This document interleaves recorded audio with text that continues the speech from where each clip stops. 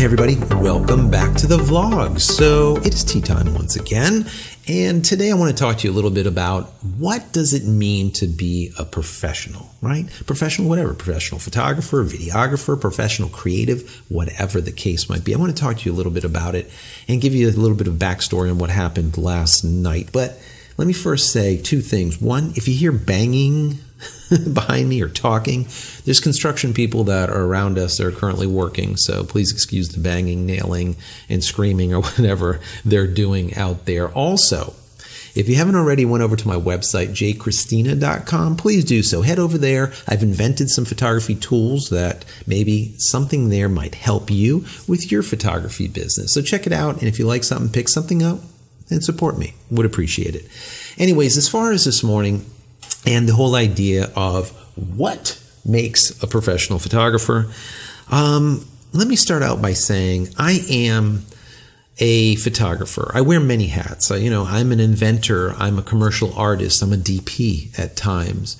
But in the photography realm, I do portrait, product, fashion, and I do high-end event work. Now, that could be 700-800 people at an event, or it could be a more intimate, high-end event. And that's what happened last night.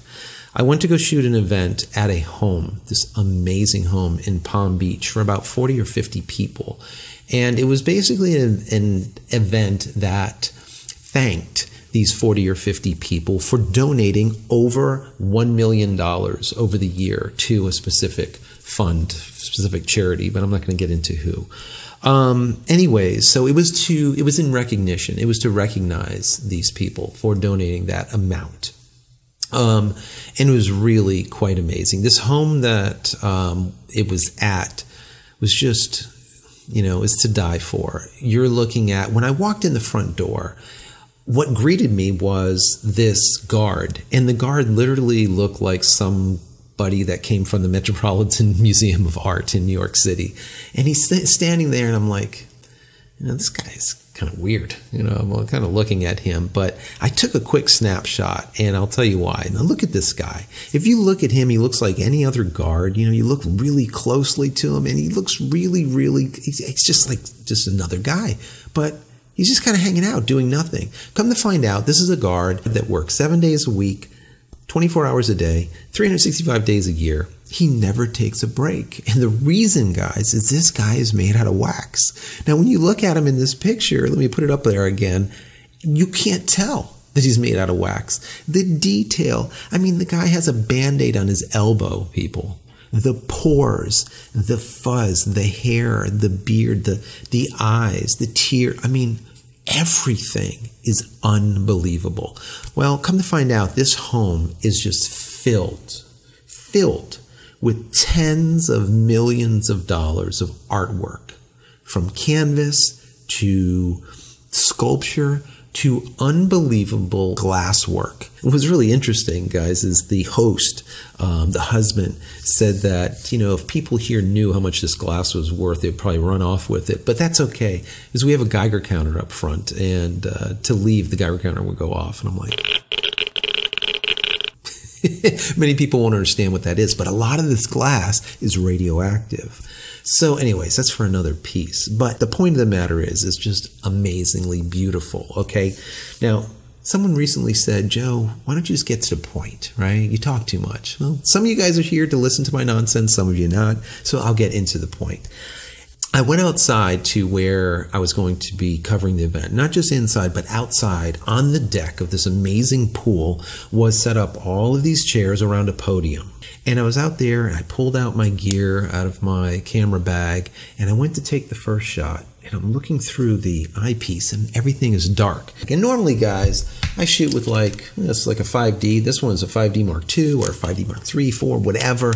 I like the 5D. I shoot with that, and with a 24-70. That's just like my event go-to. Of course, I'll have a 70-200 for doing some long work also, but this is the grunt work is done with this lens. Well, I look through the eyepiece, and everything in there is like dark. I'm like, what is going on? It's like dark. So I flip over to video mode, and I'm like, oh, I can see everything fine. I start taking pictures in video mode, and it's fine. Well, guys, bottom line is it wasn't working. I couldn't shoot. So I'm like, this camera is bad. So I go into my bag, I pull out another one, and this time I strap on a Tamron lens, right? Why is that? Well, I usually bring Tamron glass that are close to equal as far as focal lengths because they're light and they're smaller. And for duplicates or for backup lenses or backup in general, I like smaller because you're not going to use it, but it's lighter and you can carry it more easily. Well, I snapped that on, started taking pictures, and everything was fine. Come to find out, there's something wrong with this glass, whereas something that's telling it to change the aperture is not changing. So it's probably locked to like f22 or something, Well, do you remember the days when you used to have a lens that would control what millimeter you were at, how your focus was doing, and in the back you used to have a ring that would control your f-stop. Doesn't that sound awesome? Well, glass normally these days are all automatic and you don't have that anymore. Your f-stop is controlled internally to the camera. So I'm going to guess that something on this 24-70 has gone south, either back here or internal, because it was not working. That's going to have to be sent back. Now, the point of the matter here, guys, and what I'm getting to is having duplicates, having backup.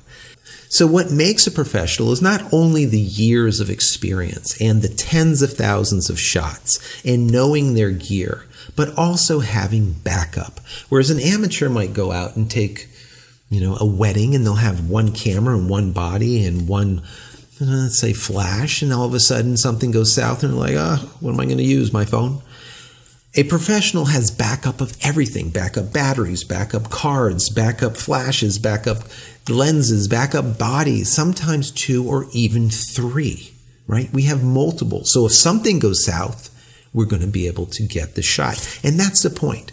As a photographer, as a professional photographer, your job is to get the shot in any situation, in any lighting condition, in any situation. It doesn't matter if the camera breaks, the lens falls off, the lens smashes, whatever. You need to be able to get the shot. You're being paid to get the shot, to get it efficiently and make sure you don't miss it, right? That is what our job is. That's it. Now, you always hear people that are like, I shoot natural light and I just love the way it looks. Well, that's great, and I can appreciate natural light. I think it's wonderful. But the bottom line is how about when the sun goes away, right? How about when there's cloud cover? How about when you don't have an assistant to be able to hold something over your model and reflect light also? When how about when you don't have that, okay? You need to be able to also be able to shoot flash. How about when you go into a wedding situation where it's extremely dark and you're like, well, I don't know how to use this flash too well? No, you need to be able to be well-rounded. That's what a professional is, well-rounded and can get that shot. That's all that we are being paid to do. That's what we have to do. When you are pricing your work or trying to explain to your client why it costs so much to do one product shot or be able to do one gig at a certain location, keep this in mind. You are the photographer that is a professional that has paid thousands and thousands of dollars for backup that you will not even use most of the time, that has paid money for education, that has spent years taking tens of thousands of photos so that these clients that you are now charging are paying for all that. They're not paying for one shot.